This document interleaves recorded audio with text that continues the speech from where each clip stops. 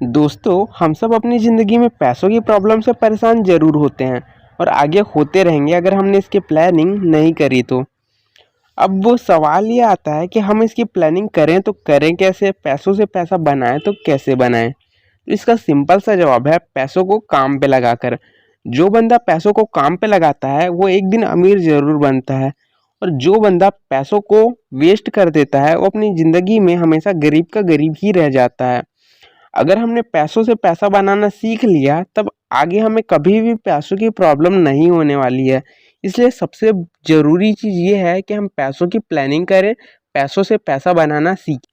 अब बिना देर किए शुरू करते हैं कि पैसों से पैसा कैसे बनाया जाता है। तो हमारा पॉइंट नंबर 1 है सेविंग। पैसों से पैसा बनाने के लिए आपके पास पूंजी होनी चाहिए। अगर आपके पास पूंजी नहीं है तब आप कभी भी बड़ा पैसा नहीं बना पाएंगे। तो सबसे पहला स्टेप है सेविंग करना। आप जो कुछ भी काम कर रहे हो उससे आपको पैसा बचाना आना चाहिए। आप जितना पैसा बचाओगे वो एक दिन आपकी पूंजी के रूप में सेव हो जाएगी, और एक दिन वही पूंजी आपको पैसा से पैसा बनाने में काफ़ी मदद करेगी। आपको हमेशा धन को इस प्रकार प्रबंध करना है कि उससे हमेशा सेविंग होती रहे, ताकि आपके पास एक बड़ा कैपिटल तैयार हो जाए। अब बढ़ते हैं पॉइंट नंबर 2 की तरफ। तो पॉइंट नंबर 2 है डिसीजन मेकिंग। अब आपके पास काफ़ी सारा पैसा बच चुका है, तब आपको कोई प्लानिंग करनी पड़ेगी। आपको डिसीजन लेना पड़ेगा कि आप उस पैसे को कहाँ लगाने वाले हो। आप अपने कैपिटल को किसी बिजनेस में लगा सकते हो या फिर कहीं पे इन्वेस्ट कर सकते हो। अब जाहिर सी बात है कि आपको इसकी नॉलेज नहीं है, तो आपको इसके लिए थोड़ी सी रिसर्च करनी पड़ेगी। आप बिजनेस और इन्वेस्टमेंट से रिलेटेड बुक्स पढ़ सकते हो, यूट्यूब पे देख सकते हो, ब्लॉग्स पढ़ सकते हो, वेबसाइट पढ़ सकते हो। ऐसे करके आप बिजनेस और इन्वेस्टमेंट के बारे में काफ़ी सारी जानकारी इकट्ठी कर लोगे। अब जब तक आप बिजनेस करने के लिए तैयार नहीं हो जाते तब तक आपको काफ़ी सारे रिसर्च करनी है कि कोई बिजनेस कैसे काम करता है, कैसे एम्प्लॉय को हायर किया जाता है, कैसे कैपिटल को मैनेज किया जाता है।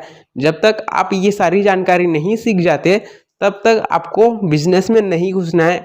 यहाँ पे आपको सिर्फ डिसीजन लेना है और प्लानिंग करनी है। अब पॉइंट नंबर 3 है एक राइट बिजनेस पार्टनर चुनना।